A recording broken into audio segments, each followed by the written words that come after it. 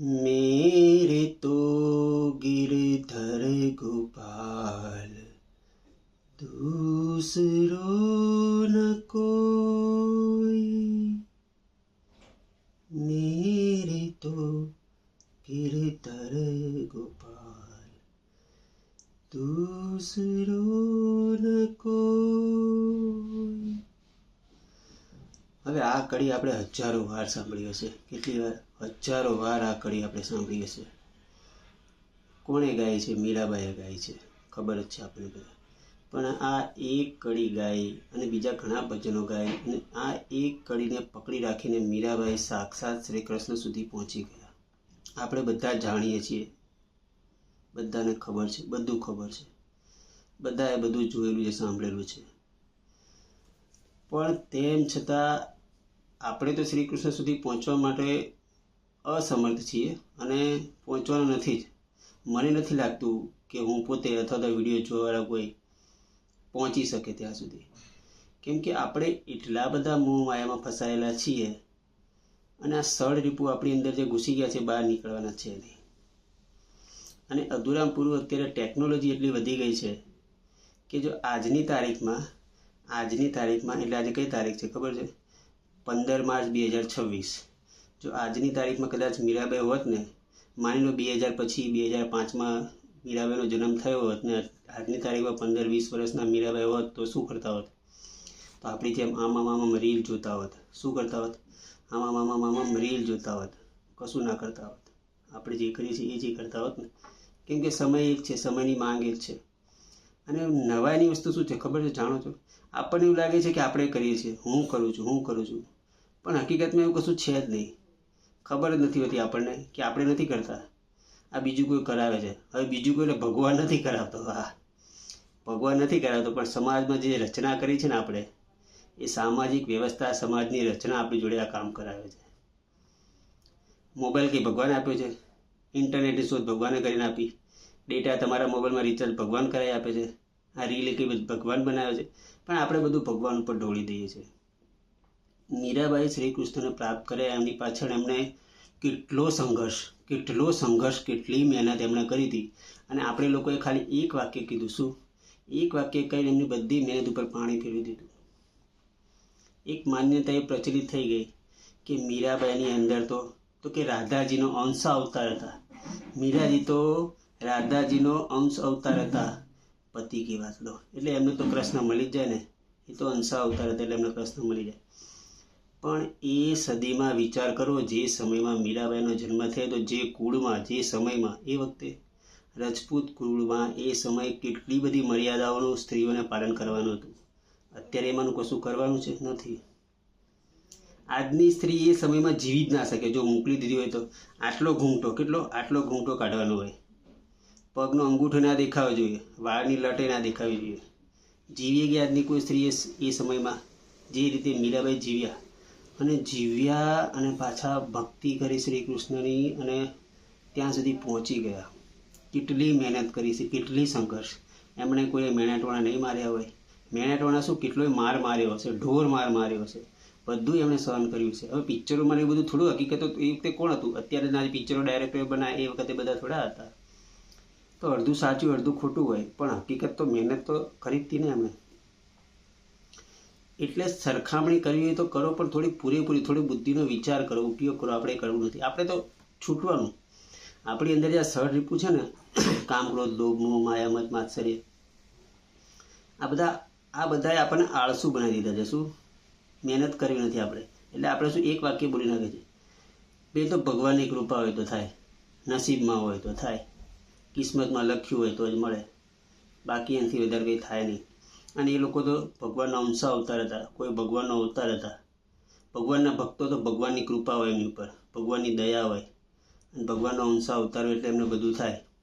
આપણા જીવન ના થાય એમ કહીને આપણે છૂટી જઈએ, હાથ ખંખેરી નાખીએ કે ભાઈ આપણને ના મળે. પણ આ આપણી કામચોરી છે. શું છે? આ આપણી કામચોરી છે, આળસ છે.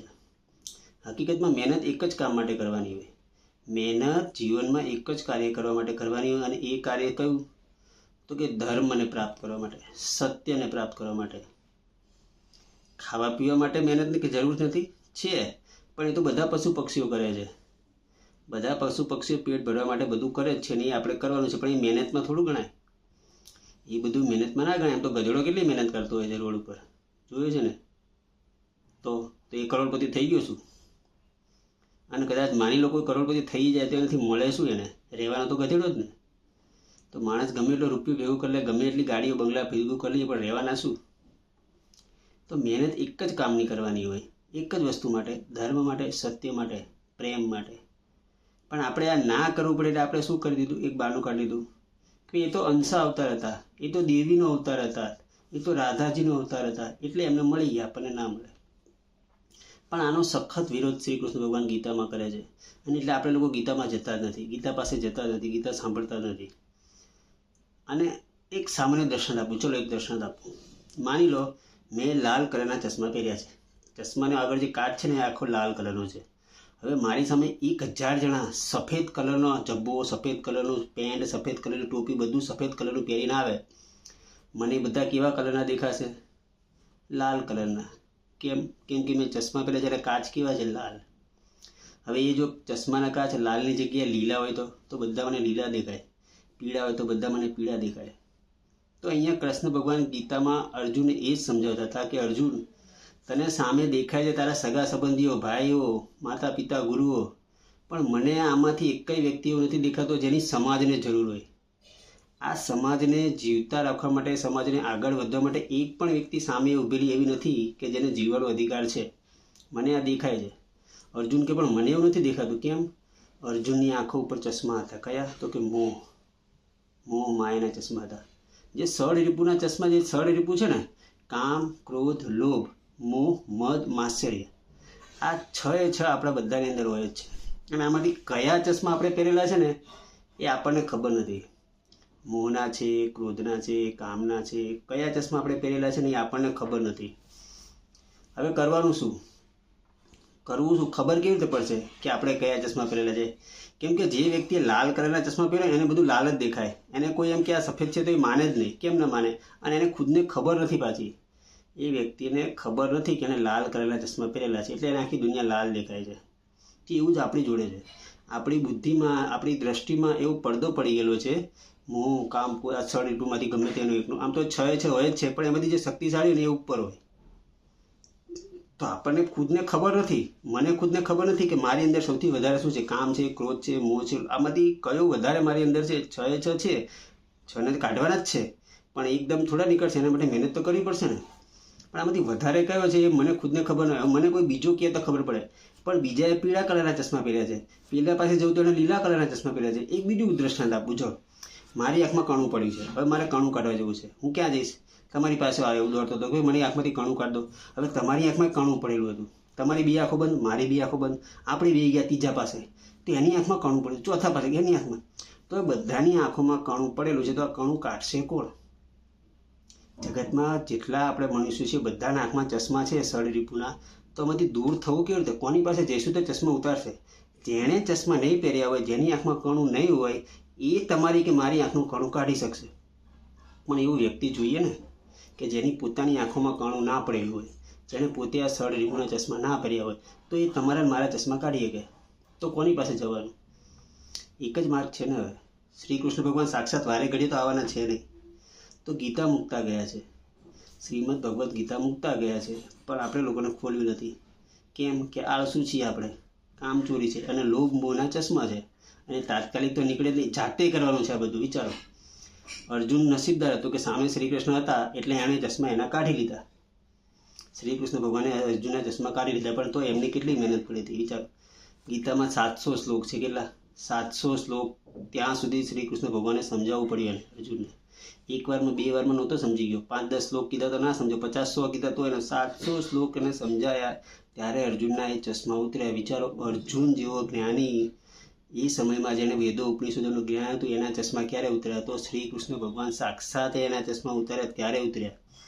અને આપણી પાસે, આપણે તો પહેલાં આપણે જ પોતે જ્ઞાની નથી. ઉપનિષદો વર્ષોથી કહે છે. ઉપનિષદો જ્યારથી થયા છે ત્યારથી એક જ વાત કહેતા આવ્યા છે કે સૃષ્ટિ કેવી છે, આ સૃષ્ટિ કેવી છે, આ જગત કેવું છે? તો કે તમારી જેવી દ્રષ્ટિ છે એવું જગત છે. આપણે કોઈ માનતા જ નથી કે હોતું હશે, બનતું હશે. મારા હાથમાં આઈફોન છે, તમે કહો છો, અને ઉપનિષદ શું કહે છે? ભાઈ ખોટું છે, તારા હાથમાં કશું નથી. હવે અત્યારની નવી પેઢી, સાયન્સની પેઢી, 20 વર્ષની, 22 વર્ષની, 25 વર્ષની આ વાત કેવી રીતે માને? એ કે મારા હાથમાં તો આઈફોન છે, મને દેખાય છે, હું રીલ્સ જોઉં છું રોજ 2-4 કલાક. અને ઉપનિષદ તો એમ કહે છે કે તારા હાથમાં ફોન છે જ નહીં, તારા હાથમાં કોઈ ફોન છે જ નહીં. અરે તું જ નથી. ઉપનિષદ તો શું કહે છે? તું જ નથી, ફોન તો જવા દે. હવે એની વાત કોણ માને? તો કોઈ માનતા નથી, કોઈ પાસે જતા નથી. પણ શાંતિ જોતી હોય, સાચો પ્રેમ જતો હોય તો એક લીટીમાં મીરાબાઈનું ભજન, એના પછી તો હજારો વર્ષોથી હજારો ગાયક કલાકારો, હજારો લોકોએ ગાયું. આપણે કેટલી વાર ગાયા છે એના ભજનો, પણ કોઈનું કલ્યાણ થયું નહીં. એક કડી ગાય, એક ભજન ગાય અને મીરાબાઈનું કલ્યાણ થઈ ગયું. પણ એના ભજન ગાવાથી એના પછી કોઈનું કલ્યાણ થયું? કોઈનું નહીં થયું. કેમ? કેમ કે સાચો પ્રેમ એ ભાવના, આ સળ રીપું નીકળે, આ ચશ્મા ઉતરતા નથી, આંખમાં કણું પડી ગયું છે, આંખો બંધ છે. કેવી રીતે? પરમાત્મા સામે ઊભો છે, દેખાશે ક્યાંથી? નહીં દેખાય ને. તો એક જ માર્ગ છે. હું વારંવાર એટલા માટે જ કહ્યું છું કે એક જ માર્ગ છે, શ્રીમદ ભગવદ્ ગીતા, ઉપનિષદ, 2 જ માર્ગ છે. તે જ સત્ય તમને એ જ બતાવી શકશે, બીજું કોઈ બતાવી શકવાનું છે નહીં. કેમ કે બતાવવાની ઈચ્છા બધાને છે, પણ બધાએ ચશ્મા પહેરેલા છે. કોકે લાલ, કોકે લીલા, કોકે પીળા. કોકની આંખમાં કામના છે, કોકની આંખમાં ક્રોધના છે, કોકની આંખમાં મોહના છે, કોકની આંખમાં લોભના છે, કોક લાલચી છે. આ બધા ચશ્મા આપણી આંખોમાં છે. તો ચશ્મા વગરનો માણસ ગોતવો બહુ અઘરો છે આ સૃષ્ટિમાં. આજના કાળમાં કોઈ ચશ્મા વગરનો ગોતવો, અને એ પાછો આપણા ચશ્મા કાઢી આપે. પહેલાં તો ચશ્મા વગરનો ગોતવો જ અઘરું છે. પણ એમ આપણે બહાના બહુ કાઢીએ કે ભાઈ એવો ક્યાં ગોતો? સાચો સંત અત્યારે ક્યાં મળે? સાચી વાત છે ભાઈ, સાચો સંત પણ ઘરમાં શ્રીમદ ભગવદ્ ગીતા પડી છે ને, તો પત્તા ખોલીને વાંચી લઈએ. તો એ કોણ મહેનત કરે યાર? ટાઈમ ક્યાં છે? આ 2-4 કલાક રીલ્સ ફેરવવામાંથી તો નવરા પડતા નથી ને. અને જે લોકો, એટલે તો કહું છું ને કે આવા મહાન જે અવતારો થઈ ગયા, એને આપણે શું કહી દીધું? તો કે એ તો અંશા અવતાર કરે, એની મહેનત ઉપર પાણી ફેરવી દીધું. આ પાણી ફેરવાનું કામ કોણ કરે છે? તો આ જે સળ રીપું છે ને, એ જે ચશ્મા પહેરી દીધા ને, પેલા લોકો સમજો 1000 જણા સફેદ કલરના, દૂધ જેવા સફેદ કલરના કપડાં પહેરીને આપણી સામે ઊભા રહ્યા, પણ આપણે લાલ કલરના ચશ્મા પહેર્યા હતા. તો બધાના કલર કેવા કરી નાખે? લાલ. તમે તો બધા લાલ કલરના કપડાં પહેરીને આવ્યા છો. પેલા લોકોની મહેનત પર પાણી ફેરી નાખ્યું. સફેદ કલરના તૈયાર થઈને આવ્યા હતા, બિચારા આપણે કરી નાખીએ અને લાલ કલરના. કેમ કે ચશ્મા પહેરીને આપણે માનીશું તો નહીં પાછા. ના, હું તો થોડું ખોટું બોલું છું. એ બધા લાલ કલરના પહેર્યા છે, પણ ચશ્મા લાલ કલરના છે એ તો નહીં માનીએ આપણે, અને નથી જ માનતા. આ વાત આપણે માનવાના જ નથી, અને નથી જ માનતા. કે મારી ભૂલ થોડી હોય. જેવી દ્રષ્ટિ હોય એવી જ સૃષ્ટિ છે. આ ઉપનિષદો વર્ષોથી કહેતા આવ્યા છે. ઉપનિષદો વર્ષોથી આ જ વસ્તુ કહેતા આવ્યા છે, અને આપણે ડગલે ને પગલે આપણે અનુભવમાં જ થાય છે. પણ તેમ છતાં આપણે રોકાતા નથી. અને જ્યારે રોકાઈએ છીએ ત્યારે છેલ્લી ઘડીએ, છેલ્લા શ્વાસે બી હા, છેલ્લો શ્વાસ રહ્યો ને, માણસ ઘણાના મોઢે સાંભળ્યું છે કે ફલાણા ભાઈ છે ને પથારી પડ્યા હતા ને, પછી પથારી પડ્યા છેલ્લે બોલ્યા કે હારું બહુ ખોટું કર્યું છે, મેં બહુ ખોટું કર્યું છે, અને ભગવાનનું નામ તો મેં લીધું જ નહીં. ક્યારે બોલ્યા? છેલ્લી ઘડીએ બોલ્યા. પણ આવા વિડીયો જે અત્યારે તમને તમારી જોડે વાત કરું છું, તો મારી પોતાની જોડે વાત કરું છું, અને શ્રીમદ ભગવદ્ ગીતા એમના ઘરમાં નથી પડી જ હતી. કેટલી વાર કેટલાય કથાકારોએ કીધું જ હતું. પણ આમ તો જોવા જાવ તો એ કથાકારોએ ચશ્મા પહેરેલા જ હોય છે. એટલે જ્યાં સુધી આપણે પોતે જાતે નહીં વાંચીએ, અને 1 વાર નહીં 1000 વાર નહીં વાંચીએ ને, ત્યાં સુધી આ ચશ્મા ઉતરી એવું તો બહુ મુશ્કેલ છે. પણ મહેનત તો કરવી જ પડશે ને. હવે આપણે જન્મ લઈ લીધો છે, માણસ તો આપણે થઈ જ ગયા છે. હું વિડીયો બનાવું છું એટલે હું માણસ જેવો તો લાગુ જ છું. થોડું તમે સાંભળો છો એટલે મારે માનવું જ પડે કે ના, તમારા હાથમાં ફોન છે ને ફોનથી તમે સાંભળો છો. તમે થોડાક છીએ જ માણસ જેવા. તો માણસ તો થઈ જ ગયા છે. એટલે મનુષ્ય શરીર મળી ગયું છે, હજી માણસ થયા નથી. મનુષ્ય શરીર મળી જ ગયું છે, તો થોડીક કોશિશ કરીએ અને થોડાક માણસ જેવા થઈ જઈએ. અને જેમ બને વહેલી તકે જઈએ કોની પાસે? શ્રીમદ ભગવદ્ ગીતા પાસે. અને જે લોકોએ મહેનત કરી છે, મીરાબાઈ જેવા સંતો જે થઈ ગયા, નરસિંહ મહેતા, બીજા ઘણા છે. તો વાતો કરવા બેસે તો એને તાણ નથી, પણ એ દ્રષ્ટાંત મીરાબાઈનું આપ્યું છે. તો મીરાબાઈની જ વાત કરીશું કે એ સમયમાં રજપૂત કુળમાં જન્મ્યા, અને એ સમયમાં એમણે જેટલું કષ્ટ સહન કર્યું, જેટલી પીડા, જેટલું દુઃખ ભોગવ્યું, એમને મેણાટોણા નહીં મારી આવ્યું કોઈએ કે ભાઈ મૂકને આ ભક્તિવાળા તારા, નહીં કીધું એ વખતે એના સાસુએ, એના સસરાએ, બધા કોઈ નહીં કીધું હોય. કીધું જશે ને, સાંભળ્યું જશે ને, એમણે કેટલું સહન કર્યું છે. પણ તેમ છતાં એમણે મેરે તો ગિરધર ગુપાળ છોડી નહીં. અને શરૂઆત ક્યાંથી થઈ હતી ખબર તમને? આપણને બધાને ખબર છે કે 5 વર્ષના મીરાબાઈ હતા, અને નાની છોકરી હતી, ને કોની જોડે રમવું? ત્યારે એની માએ કંટાળી ગઈ હતી કે ભાઈ આ લોહી પી ગઈ છે મારું. એટલે એને કૃષ્ણની મૂર્તિ પકડાઈ દીધી કે લે આની જોડે રમ, કે આ તારી જોડે રમશે, આ તારો છે. મીરાબાઈએ પૂછ્યું કે આ મારો છે કે હા? તો કે આ ગોવિંદ તારો છે, કે આ ગિરધર તારો છે, રાખ અને તારે જે કરવું એ કરાની જોડે. એટલે એની મમ્મીને કંઈક કામ હતું, એના બાને કંઈક કામ હતું, એટલે એને આપીને જતા રહ્યા. અને મીરાબાઈએ લઈ લીધું અને લીધા પછી મૂક્યું નહીં. અને એમાં જ એમને માયા લાગી ગઈ. આપણને માયા બહુ લાગે છે શેમાં? રીલ્સમાં. મૂકતા જ નથી. ઘરવાળા ગમે એટલા રાડો પાડે ને મા બાપ મૂકો નહીં મૂકવાની, બહુ માયા લાગી છે. પણ એ માયા ખોટી છે. પણ ભૂલે પાછી આપણી એકલાની નથી, બાળકોની ભૂલ છે, મા બાપની એ છે.